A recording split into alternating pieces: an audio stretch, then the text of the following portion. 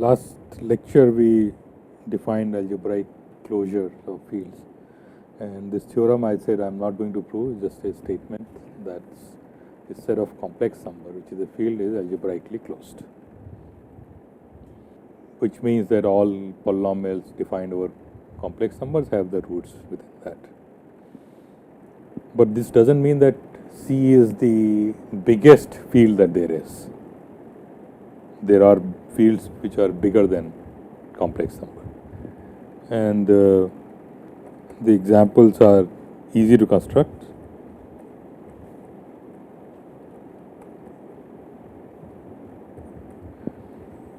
The fact that C is algebraically closed only rules out one way of constructing, extending a field. We can simply look at this field. This is the field of all rational functions in variable x with coefficients coming from complex numbers. This is a field, and it certainly is bigger than complex numbers because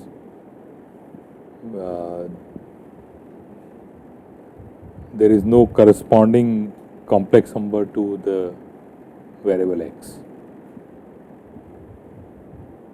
Okay, and you can formally prove it by showing that there is no isomorphism between Cx and C.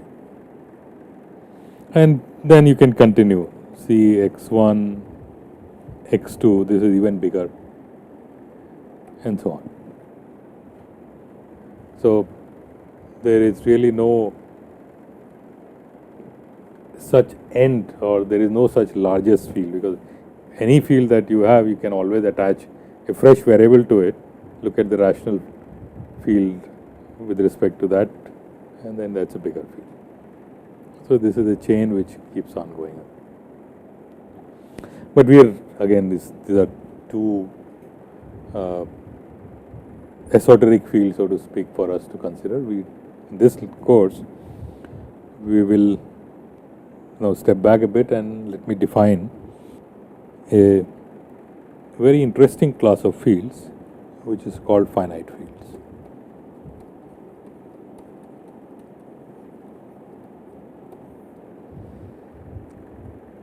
So, as the name suggests, this is fields with finite number of elements.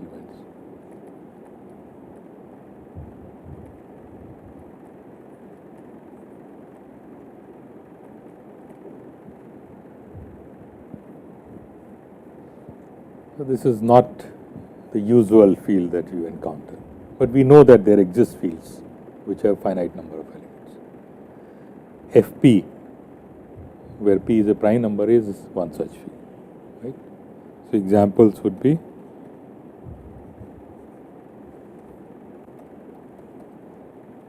Fp, which is simply z quotiented with the prime ideal generated by prime number.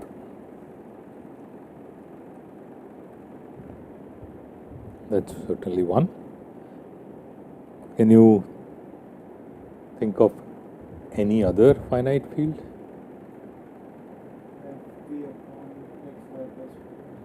Fp upon x square plus 1 zn upon irreducible.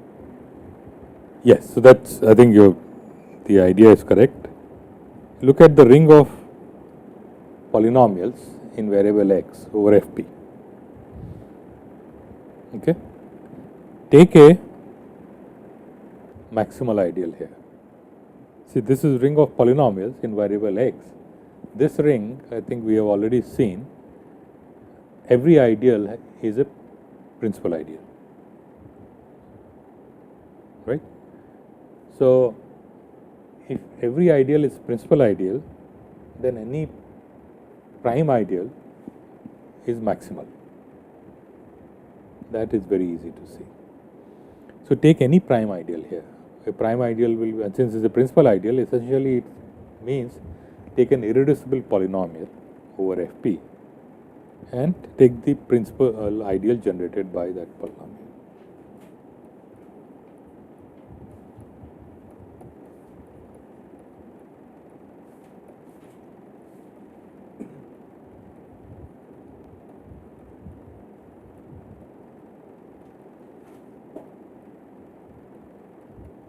Px is a polynomial with coefficients coming from Fp, and it is irreducible, that it doesn't factor in this ring Fpx. Then the principal ideal generated by polynomial P is a prime ideal and a maximal ideal. So if you quotient this ring with the maximal ideal, you get a field. What are the elements of the fields? We know that as well. The elements are, if capital P is a polynomial, let's say of degree d,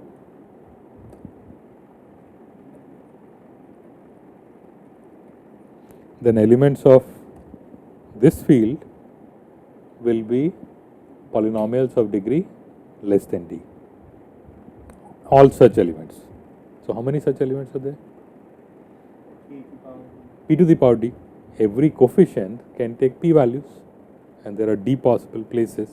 So this is p to the d. So this has, therefore, p to the d elements. And we write this field as Fp to the d.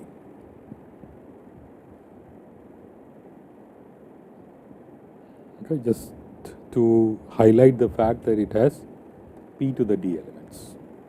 And then there is a big theorem which says that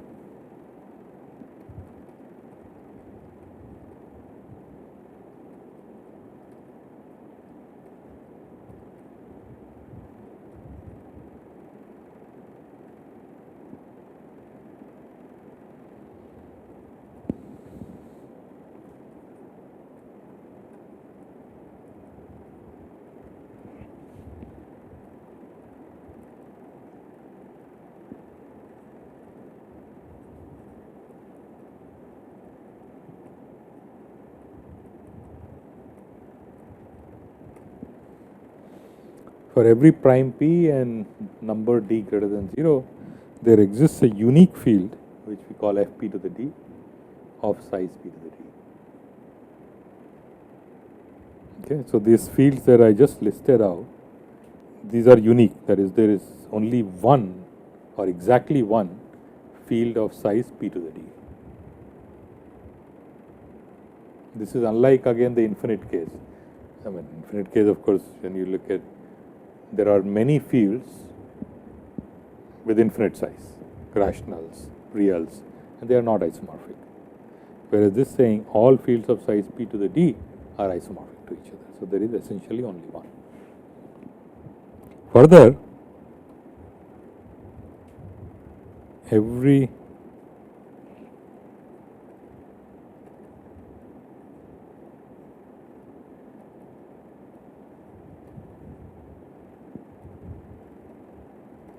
finite field is of this type. That is, there is no other finite field. So this completely describes all finite fields. It is not difficult to prove except the uniqueness part. See, you can easily prove that every finite field must be of this type. Firstly, look at the characteristic of a field. We have already seen a characteristic must be a prime number. And since it is finite, the characteristic cannot be 0. If you look at 1 plus 1 plus 1, after a finite number of additions, you will repeat, and therefore that sum will become 0. So its characteristic has to be a prime number. Secondly, since field is finite, if the characteristic is p, then you start with Fp, which lies inside the finite field. And then every other element of the field is algebraic over Fp. Again, because it is finite. If you look at every other element, say alpha, and look at alpha, alpha square, alpha cube, alpha to the 4, alpha to the 5 successive power, after finitely many powers, you will have again a repetition. That is, a power will be a linear combination of previous powers. And so every other element is algebraic, and then therefore this field is an algebraic extension of Fp. And then one can show that there is an irreducible polynomial in Fpx, such that if you quotient that irreducible polynomial with this, you will get the field. So that's the broad outline of the proof. But I don't want to give the full proof. It's really not necessary. The important thing is that this theorem allows us to completely characterize finite fields. Now the finite fields behave in a way which is at times very different from normal fields. One prime example of this is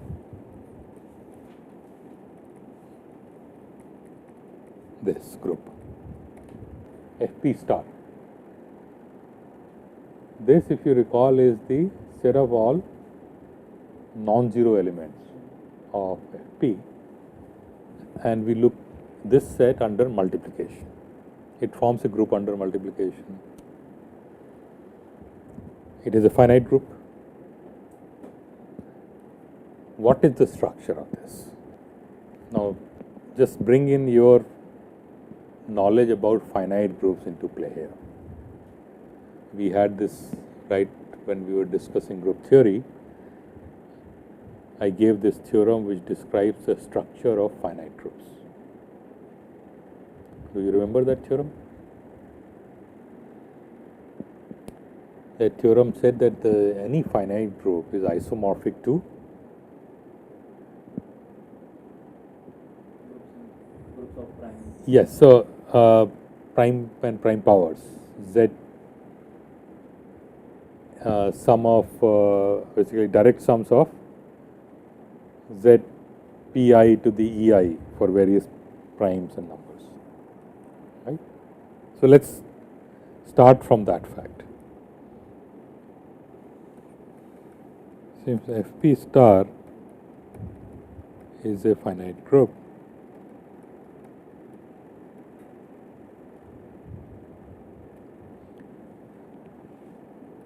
we have FP star is isomorphic to Z P1 to the E1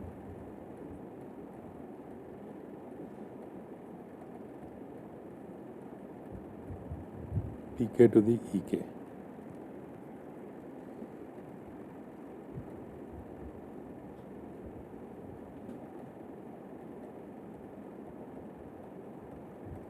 Okay. I am writing this additively, whereas this is a multiplicative group. But I hope you understand the meaning. This direct sum is to be treated as, well, it's just a direct sum, so it's just a formal operation. The group operation is treated as the multiplication of units. Okay. Now the next question that I am going to ask is are these primes distinct, P1 to Pk? In the finite group structure, they need not be distinct. But in this case, are they distinct? And the answer to that is yes, they are distinct. Why? Well, here is a very simple trick. Suppose P1 equals P2. Okay? Then let alpha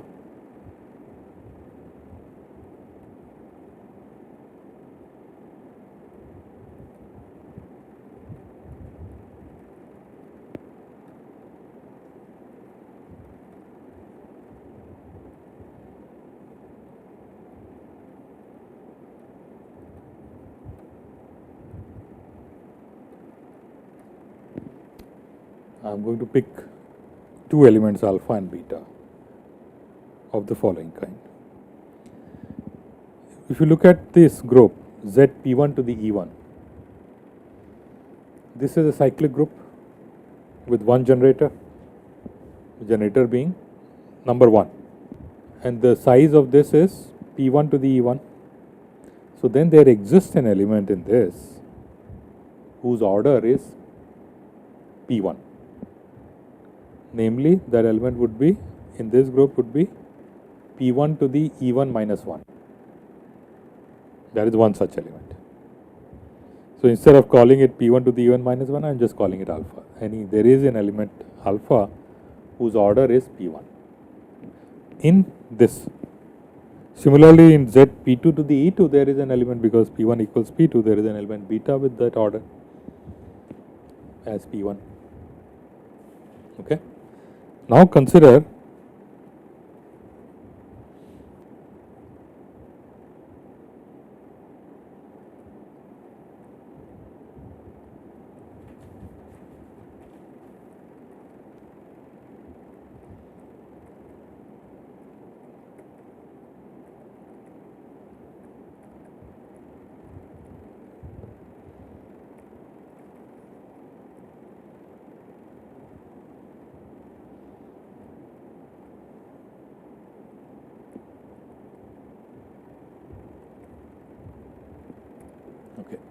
consider these elements A alpha comma B beta and all zeros that belong to this direct sum, where A, B both range between 0 and P1. Okay. How many such elements are there?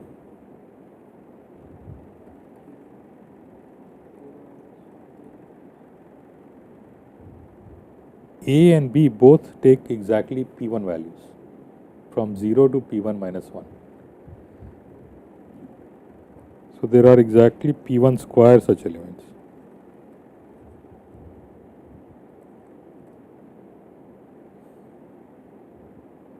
Okay, and each element has order P1. Okay, and this is isomorphic to Fp star. So now let's switch attention to Fp star and let me ask the following question.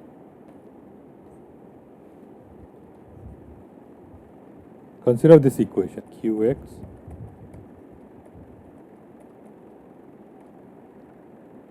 x to the P1 minus 1.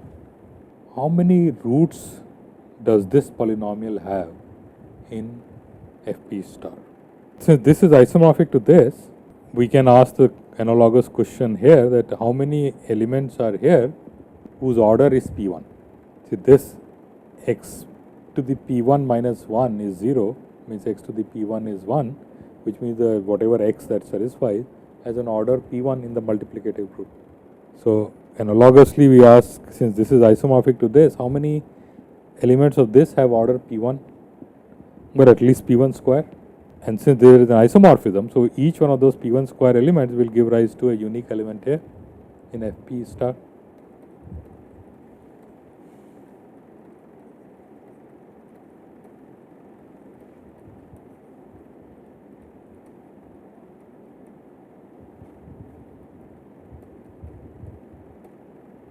This means Q has at least P1 square roots in Fp. Is this possible? The fundamental theorem of arithmetic, since this is a field, this is a polynomial of degree P1, can have at most P1 roots. So it cannot have P1 square roots.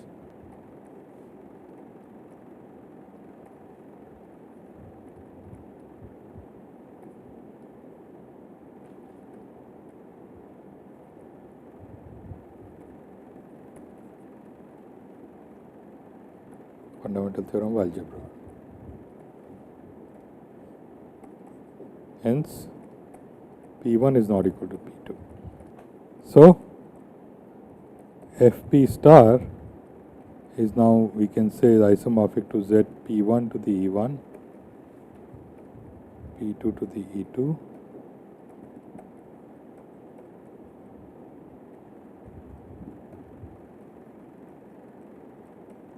Pi not equal to Pj. Now consider the following element, gamma equals 1, 1, 1. So all ones. What is the order of gamma?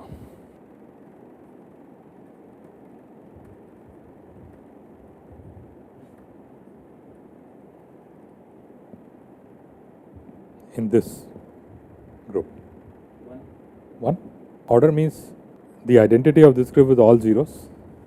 So order means that how many times does this element need to be added to itself to get a 0? Multiplication of all times.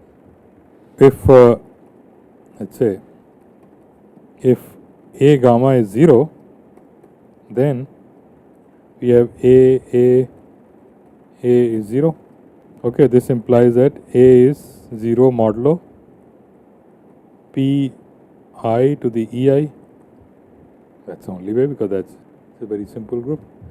And since each Pi is a distinct prime, this implies that A is 0 modulo product of I P to the EI. And what is this product size? This is exactly the size of the whole group. So this implies that gamma is a generator of the whole group.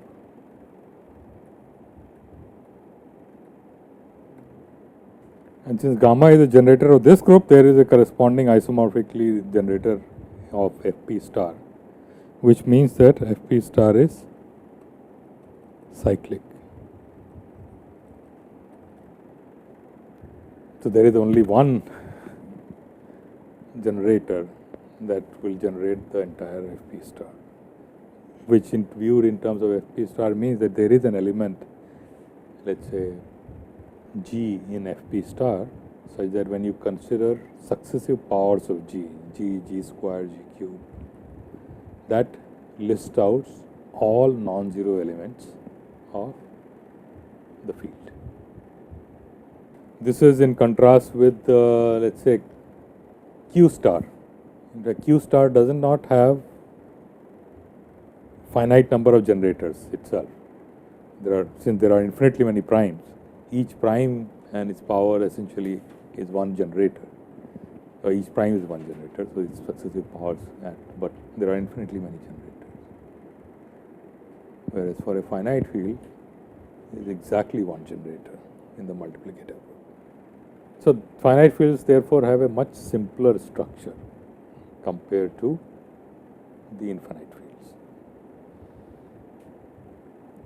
And one particular type of finite fields have been used very widely in computer science, which is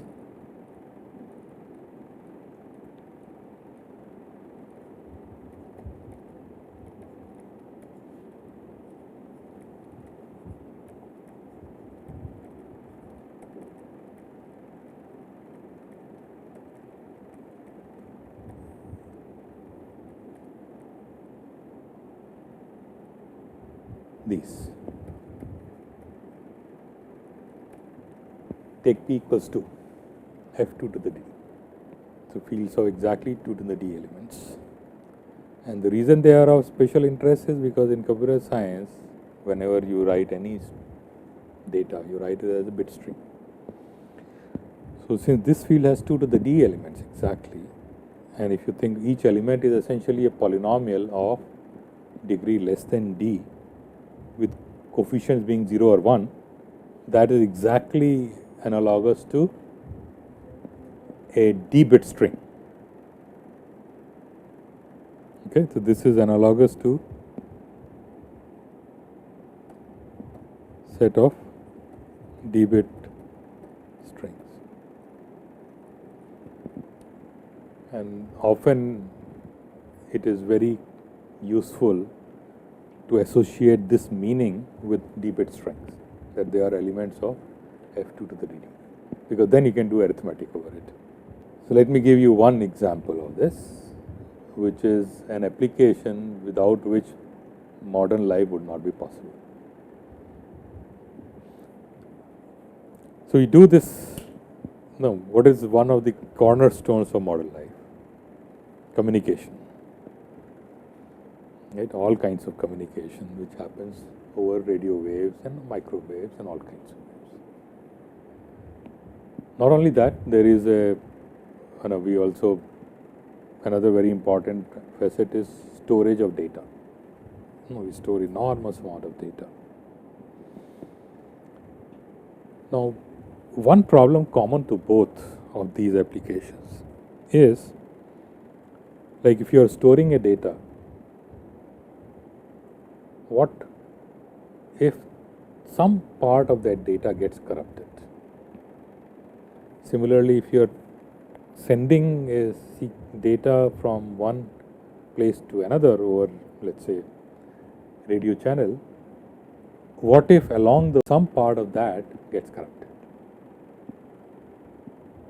Then at the receiving end, that you have that corrupted data which is not that useful at times. Similarly, if you are reading the data which is stored and it is corrupted, then it may not be that useful. In fact, that happens in storage. In both the applications, it happens repeatedly. In communication channel, radio waves, there are always going to be disturbances, electric disturbances or any other, all kinds of disturbances, which will bring in some amount of distortion in the data. In the storage, if you look at the CDs, DVDs where the data is stored, I'm sure each one of you has yourself put scratches on the back surface where the data is stored. Putting a scratch means that data stored there is erased. And so it is important that in such a situation, we can still recover exactly what was sent or what was stored. So how is that to be done? Do you have any idea? That comes under the broad field of error correction. The question is, how do we do error correction?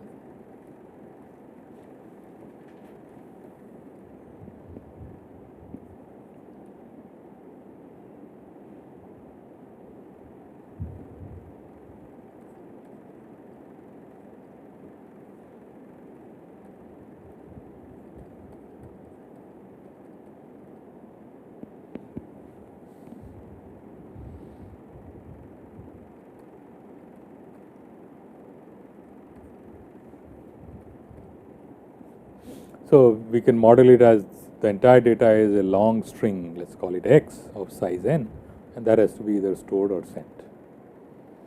Okay.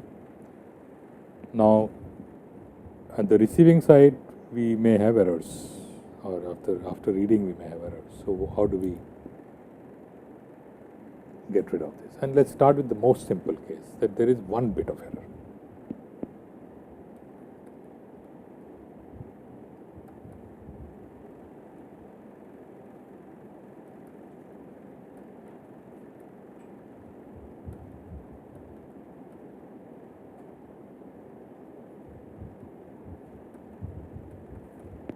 Now my target is to recover from that error.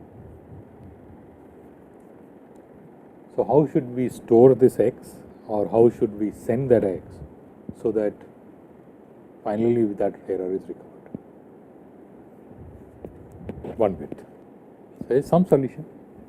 Yeah? Let's give a very simple solution. Send X again. There is 2 copies of X. So instead of sending X or storing X, we store XX. Then one bit of error means one copy of X gets corrupted. So suppose 5th bit of X gets corrupted, but the other X will have the correct 5th bit. So can we recover from this the correct 5th bit value? We won't be able to, because then when we read, we'll see the 5th bit in 2 copies. In one of them it is 0 and one of them it is 1. The question is, which is the right value? We don't know which actually bit got corrupted. So storing 2 copies of X is not good enough, or sending 2 copies.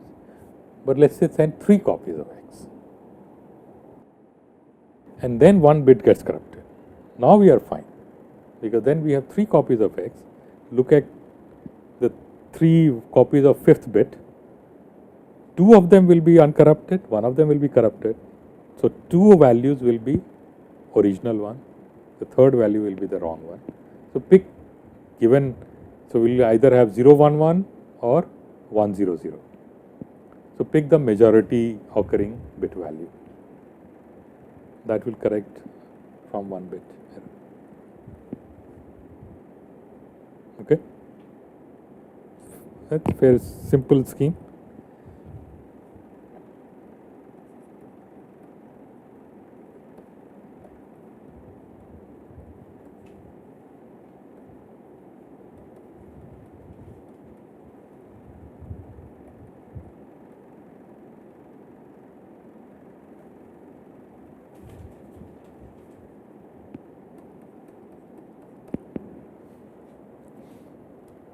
So that's one way of recovering from one bit of error. See, the important thing here is that after receiving, we don't really know where the error has occurred. The only thing we know is that some error may have occurred, and we are, let's say, a priori told that look, at most one bit of error can occur. Then we can recover. But this is really a toy example. I mean, we should expect much more than one bit of errors to occur. It is always, it can be like error can be at the same position. Sending first message error as ith position, second message error can be at the same position. Yes, so that means more than one bit error. So if let's say 2 bits of error has occurred, then XXX won't work because One bit of error. We are taking 2 messages. Yes. Both the messages error come at the same place. Okay. So conclusion will be wrong because we are taking the we are taking the majority. Yes. The majority we will pick the wrong one. Why? I mean, XXX is my message, and we are assuming that 1 bit of error will occur somewhere here.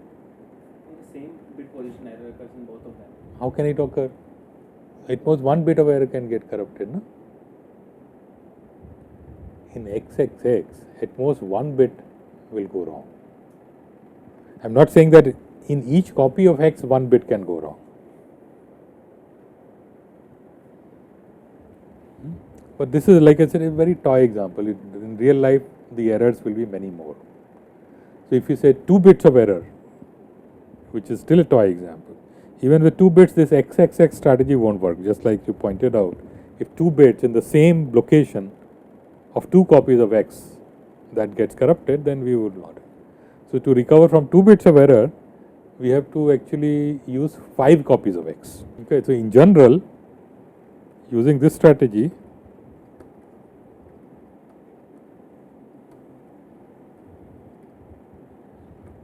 recovering from T bit errors requires 2T plus 1 copies of X, because in the worst case those T errors can be in exactly the same position of T copies of X, and then we need T plus 1 more copies, which is the majority copies where the error hasn't occurred, and then we can recover. So this is a possible scheme. The only thing is that this is not really a practical scheme. If you consider that we have to, let's take for our calculation the example of a DVD. What is the capacity of a DVD? About 5 GB, right? Typically, and suppose we want to recover from, and one scratch, although it may be thin, because the data is so densely packed, one scratch can really raise a large number of bits, tens of thousands of bits actually, and there can be multiple scratches also. So, shall we say that we have, let's, in the example case, DVD of capacity 5 GB, number of errors, let's give a number to this, let's say 1 megabyte. Okay, so multiple scratches are allowed in here. 1 megabyte is a reasonable number. Still, compared to 5 GB, it is a very tiny number. Okay, so N for us is 5 into gigabytes is 10 to the 9 into 8. It's a byte. So number of bits would be 4 into 10 to the 10 bits. And T is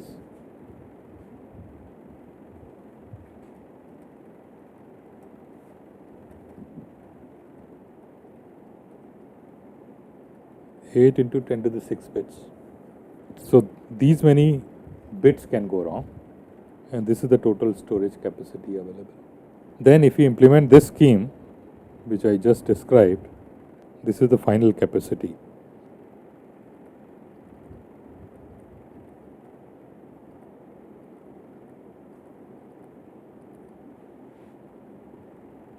So what would be small n if your total capacity is given and number of error bits is given, and we are implementing this earlier strategy? Small n is equal to capital N divided by 2t plus 1. Correct? Capital N is 4 into 10 to the power 10 divided by, this is t is 8, so that's 16 into 10 to the power 6 plus 1, and this is less than, certainly less than 10 to the 4. That is 10,000 bits.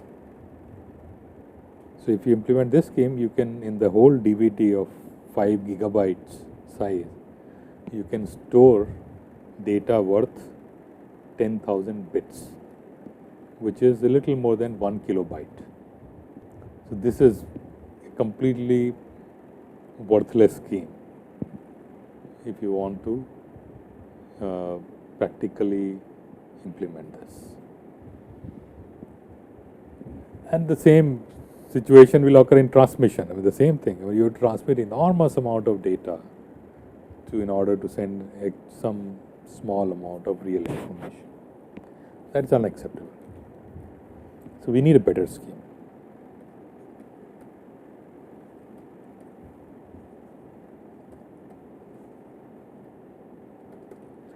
What is the ideal situation?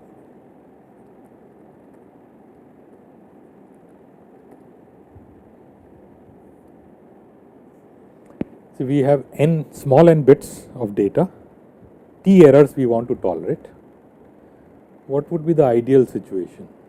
That, see, if t bits get erased and you still want the original n bits to be present, so you need at least n plus t bits.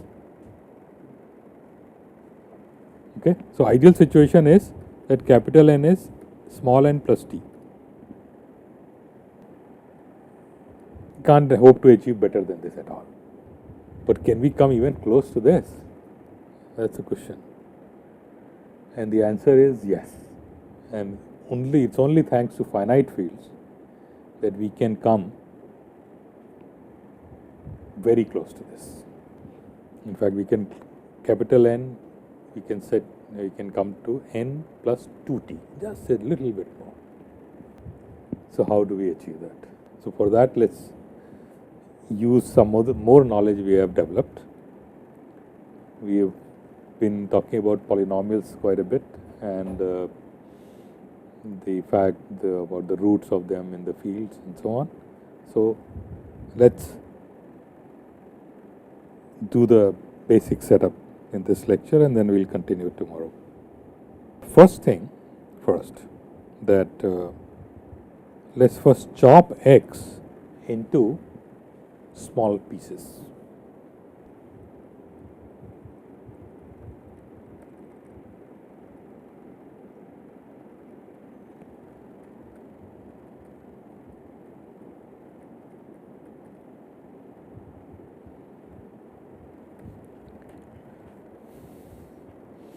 A0, A1 to AM minus 1, with each length of each AI being equal to L, which is, since it is going to be M pieces, so it's N by M. Okay. Now define a polynomial qx as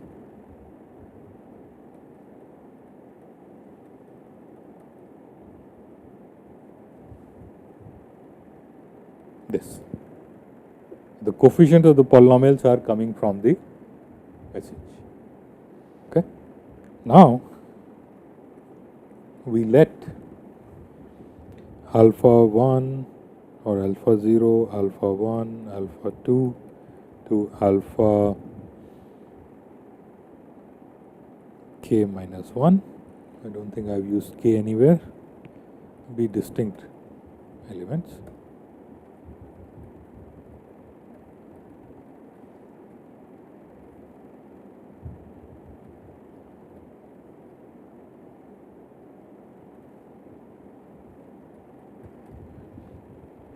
So let alpha 0 to alpha k minus 1 be distinct elements of a field f. And this field f will choose, we choose f so that each of a I is also in f. Now we let bi equals q of alpha I.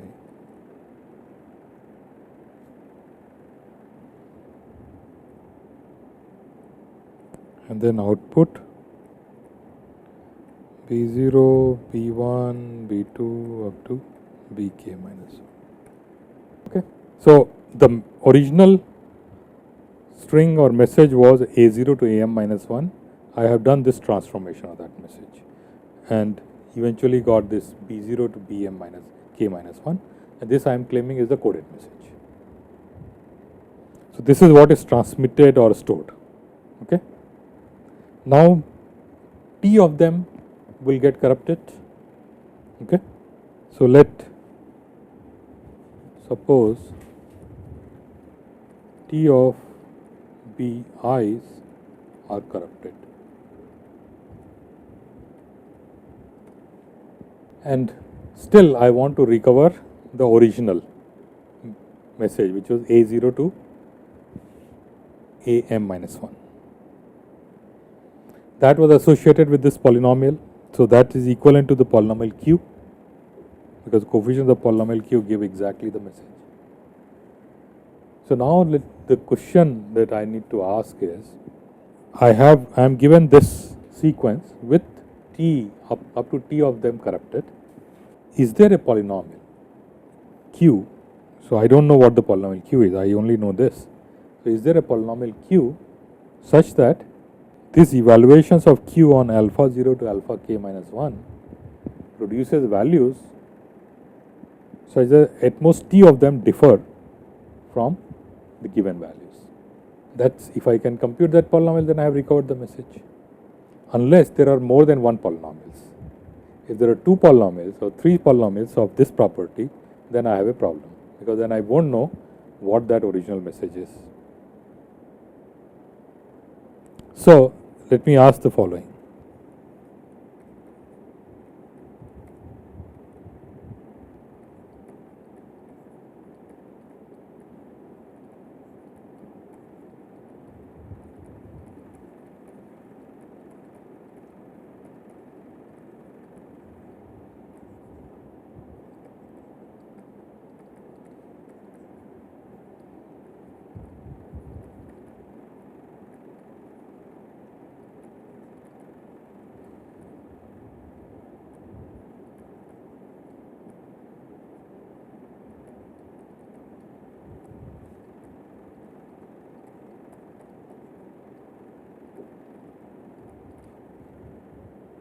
Okay. Then this polynomial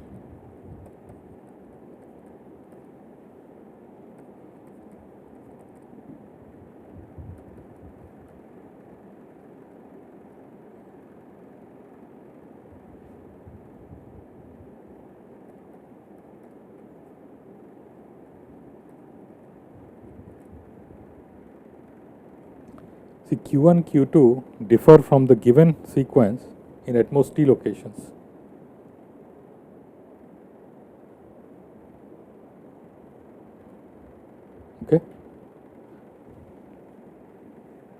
then if you look at the Q1 sequence and Q2 sequence, they will differ on at most 2t locations. So therefore Q1 minus Q2 will be 0 on at least k minus 2t locations. So when I say location, I actually mean these values B0 to B1, correct? On at least so many locations. So this is a polynomial. P is a polynomial of degree m minus 1, and it is 0 on at least k minus 2t values, which means that k minus 2t is less than m, or in other words, k is less than m plus 2t. So which means if I choose k to be m plus 2t, then there cannot be two polynomials. See, k has to be less than m plus 2t in order for two polynomials, q1 and q2, to differ with the given sequence at most t locations. And if I choose k to be m plus 2t, there cannot be two polynomials. There will be a unique polynomial. And that unique polynomial will be the one, the cube, which is the original one. So I can recover that. Okay. So therefore we need to